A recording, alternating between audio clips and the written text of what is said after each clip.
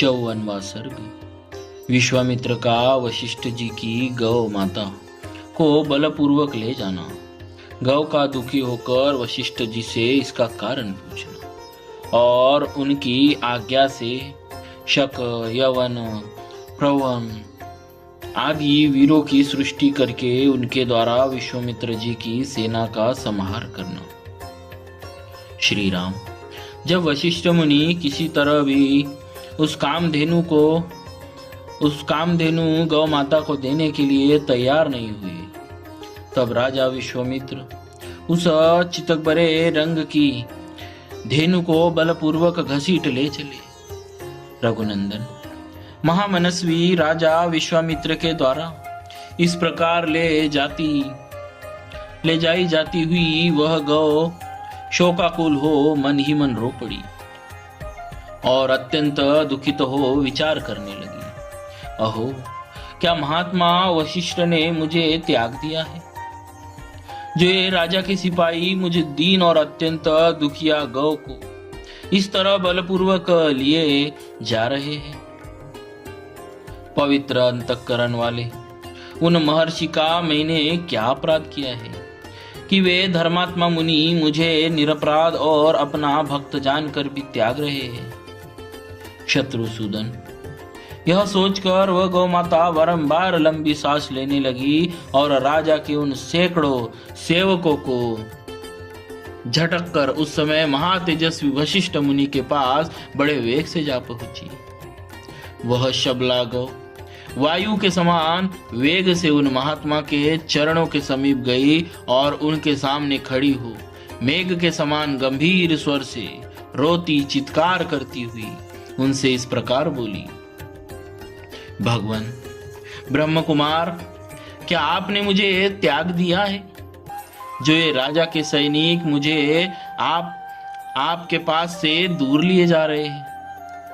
उसके ऐसा कहने पर ब्रह्मर्षि वशिष्ठ जी शोक से संतप्त हृदय वाली दुखिया बहिन के समान उस गौ से इस प्रकार बोले। शबले, मैं तुम्हारा त्याग नहीं करता। तुमने मेरा कोई अपराध नहीं किया है। ये महाबली राजा अपने बल से मतवाले होकर तुमको मुझसे छीन कर ले जा रहे हैं। मेरा बल इनके समान नहीं है। विशेषतः आजकल ये राजा के पद पर प्रतिष्ठित है। राजा क्षत्रिय तथा इस पृथ्वी के पालक होने के कारण ये बलवान है। इनके पास हाथी, घोड़े और रथों से भरी हुई यह अक्षौहिणी सेना है, जिसमें हाथियों के हौदों पर लगे हुए ध्वज सब और फहरा रहे हैं। इस सेना के कारण भी मुझसे प्रबल है। इस सेना के कारण भी ये मुझसे प्रबल है। वशिष्ठ जी के ऐसा कहने पर बातचीत के मर्म को समझने वाली उस कामधेनु माता गौ ने उन अनुपम तेजस्वी महर्षि ब्रह्मर्षि से यह विनय युक्त बात कही। ब्राह्मण, क्षत्रिय का बल कोई बल नहीं है। ब्राह्मण ही क्षत्रिय आदि से अधिक बलवान होते हैं। ब्राह्मण का बल दिव्य है, वह क्षत्रिय बल से अधिक प्रबल होता है। आपका बल अप्रमेय है। महापराक्रमी विश्वामित्र आपसे अधिक बलवान नहीं है। आपका तेज दुर्धर्ष है। महातेजस्वी ब्रह्मर्षि, मैं आपके ब्रह्म बल से परिपुष्ट हुई हूं, अतः आप केवल मुझे आज्ञा दीजिए। मैं इस दुरात्मा राजा के बल, प्रयत्न और अभिमान को अभी चूर्ण कर देती हूँ। श्री राम, कामधेनु गौ माता के ऐसा कहने पर महायशस्वी वशिष्ठ जी ने कहा, इस शत्रु सेना को नष्ट करने वाले सैनिकों की सृष्टि करो। राजकुमार, उनका वह आदेश सुनकर उस गौ ने उस समय वैसा ही किया। उसके हुंकार करते ही सैकड़ों अव्ययु जाति के वीर पैदा हो गए। वे सब विश्वामित्र के देखते देखते उनकी सारी सेना का नाश करने लगे। इससे राजा विश्वामित्र को बड़ा क्रोध हुआ। वे रोष से आके फाड़ फाड़ कर देखने लगे। उन्होंने छोटे बड़े कई तरह के अस्त्रों का प्रयोग करके उन प्रभुओं का संहार कर डाला। विश्वामित्र द्वारा उन सैकड़ों प्रभुओं को पीड़ित एवं नष्ट हुआ देख उस समय उस शबला गौ माता ने पुनः यवन मिश्रित शक जाति के भयंकर वीरों को उत्पन्न किया।